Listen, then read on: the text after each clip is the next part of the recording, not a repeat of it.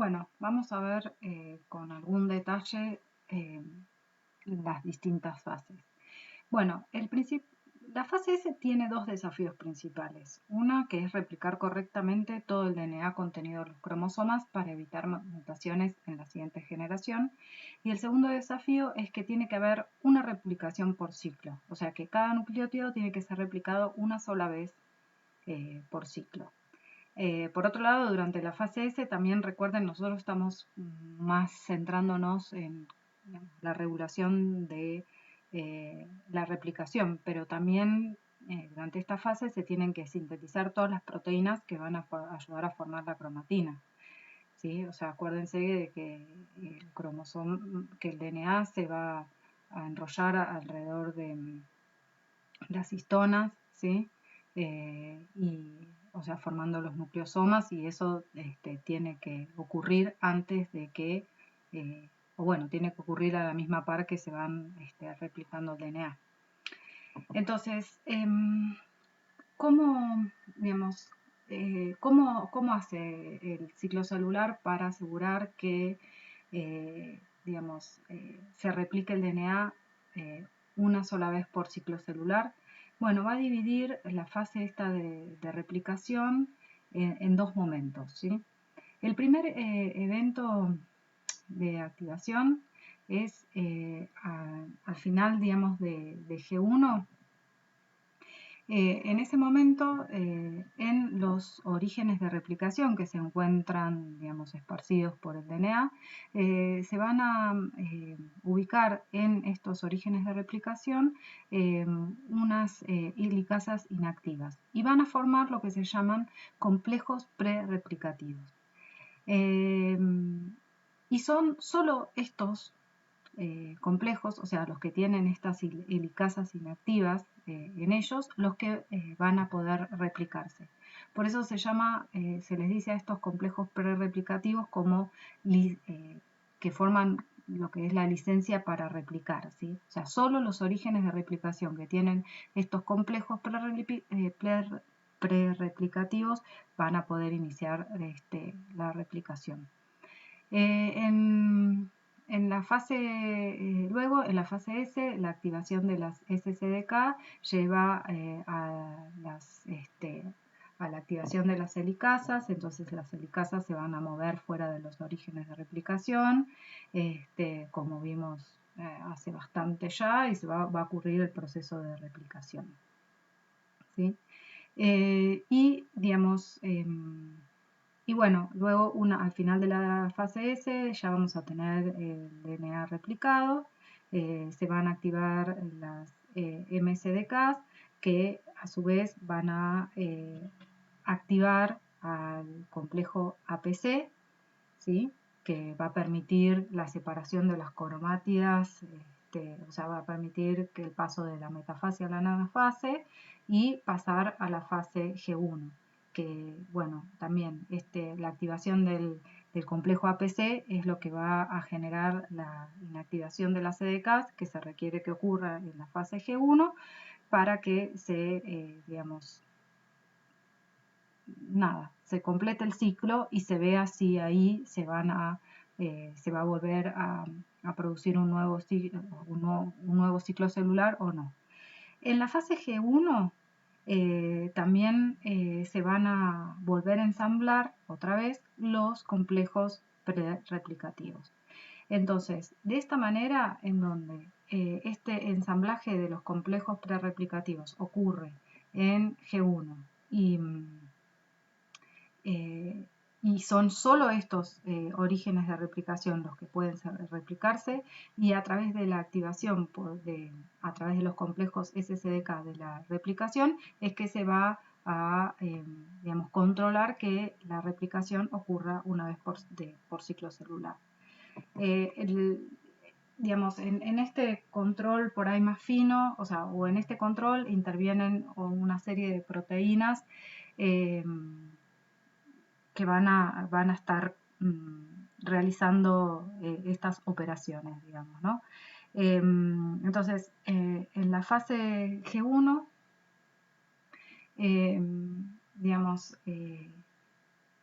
un complejo de reconocimiento del origen llamado ORC, junto con otra proteína CDC6 y otra proteína CDT1, van a ayudar a ubicar a las helicasas inactivas en los orígenes de replicación, ¿sí? Una vez que digamos, se activan las SCDKs, van a fosforilar proteínas iniciadoras e inactivar a las proteínas ORC, CDC6 y CDT1, con lo cual se va a producir la activación de las helicasas y la replicación. Y en la fase G2, bueno, ya va a estar todo el DNA replicado. Entonces, las SCDKs van a activar orígenes de replicación porque van a fosforilar a proteínas que en última instancia van a activar helicasas, ¿no? Que son estas, la CDC6 y la CDT1. Y por otro lado, estos complejos SCDKs van a prevenir el ensamblado de nuevos precomplejos porque, digamos, van a fosforilar y por lo tanto inhibir a estas proteínas CDC6 y ORC, ¿sí? Y por otro lado, en la fase M, APC está inactiva en G1 y esto ayuda a evitar el ensamblado de los precomplejos en G1, ya que el APC va a inhibir a esta CDT1. O sea que la formación de los complejos estos prerreplicativos en los orígenes de replicación se previene desde la fase S a la mitosis. Y de esa manera se asegura que estos orígenes de replicación se usen una sola vez por ciclo. Y bueno, ¿y cómo se resetea todo de nuevo? Bueno, porque dijimos que al final, digamos, en G1 está activo el complejo APC, que va a llevar a la inactivación de las CDKs, ¿sí? Porque destruía, ¿se acuerdan? Ciclinas M y ciclinas S, entonces se inactivan la mayoría de los complejos CDK y esto permite el ensamblaje de estos complejos prereplicativos en G1. O sea, este permiso para formarse y por otro lado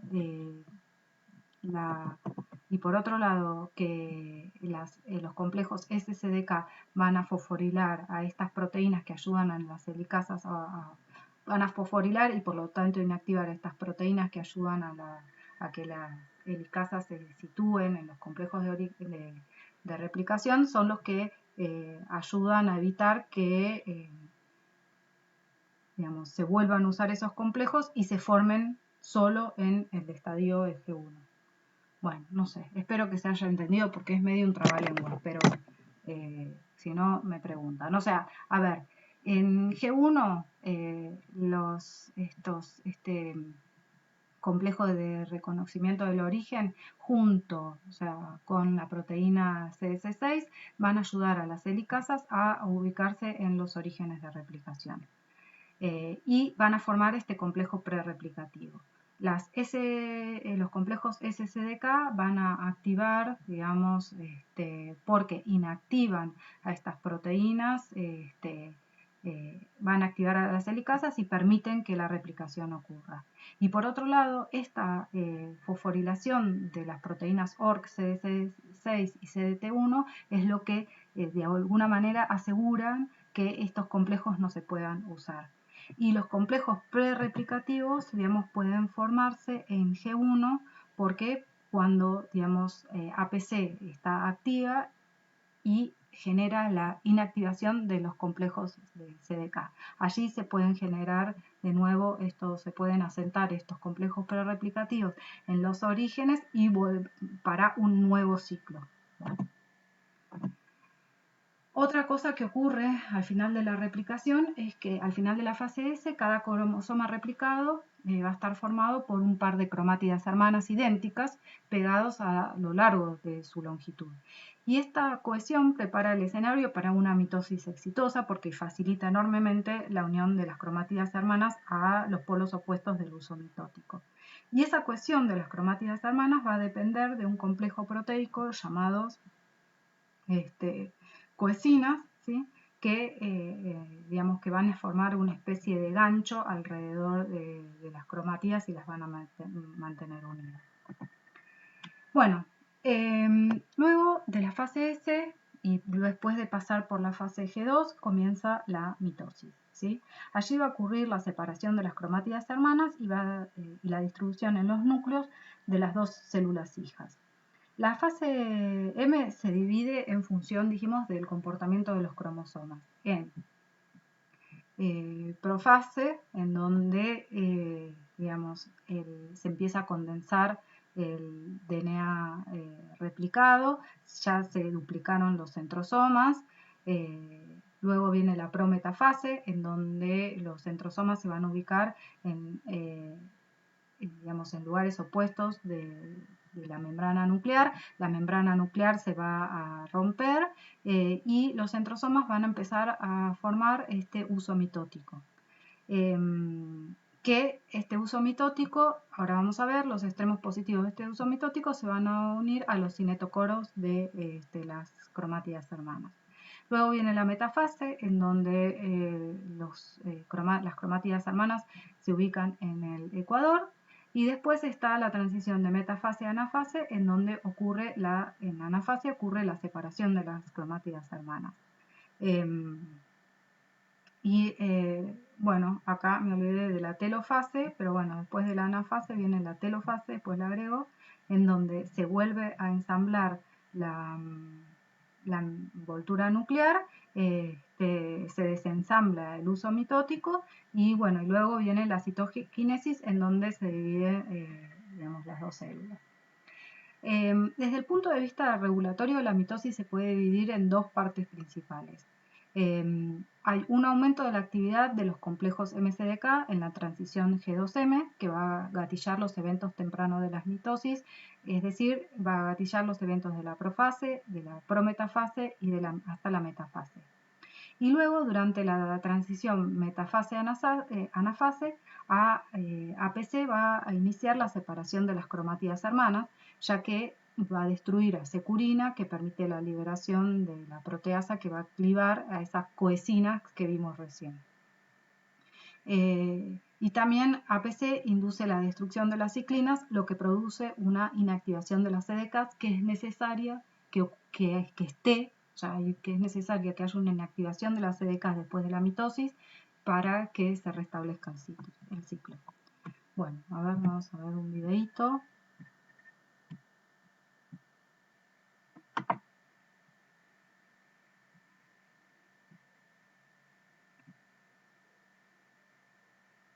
Differential interference contrast microscopy is used here to visualize mitotic events in a lung cell grown in tissue culture. Individual chromosomes become visible as the replicated chromatin starts to condense. The two chromatids in each chromosome remain paired as the chromosomes become aligned on the metaphase plate. The chromatids then separate and get pulled by the mitotic spindle into the two nascent daughter cells.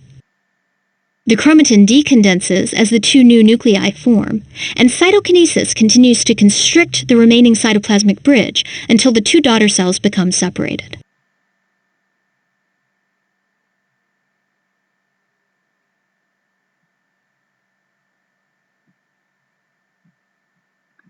Bueno, lindo los videitos de ciclo celular, también me gustan. Entonces, el complejo MCDK es el principal responsable de todos los rearreglos que va a sufrir la célula cuando entra en mitosis. Es decir, que este complejo induce la fosforilación de distintas proteínas que van a estar involucradas en el ensamblado del uso mitótico, va a asegurar que las cromátidas hermanas se unan a los polos opuestos del uso, también va a fosforilar proteínas involucradas en la condensación de los cromosomas, va a fosforilar proteínas involucradas en la ruptura de la membrana nuclear y también va a fosforilar proteínas involucradas en los rearreglos del citoesqueleto y del aparato de Golgi, que también tienen que rearreglarse durante la mitosis. Entonces, ¿cómo se activa este complejo MSDK? Al final habíamos dicho que al final de G2 y al principio de la fase M hay un aumento de la expresión de la ciclina M. Entonces, va a haber, por ende, una mayor cantidad de complejos MSDK, ¿sí? Ahora, dijimos también que, bueno, en este estado el complejo MSDK está parcialmente inactivo. Para activarse plenamente necesitaba que sea fosforile por esta quinasa activante de SDK o la CAC, ¿sí? Y a eso la tenía activa. Sin embargo, al final, digamos, de G2 hay una gran cantidad de MSDK de este complejo inactivada. ¿Por qué? Porque también acuérdense que esta otra quinasa, la quinasa Wi, fosforilaba cerca digamos, del sitio activo, inactivando al complejo MSDK. O sea que al final de la G2 hay mucha proteína o mucho complejo MSDK, pero en un estado inactivo.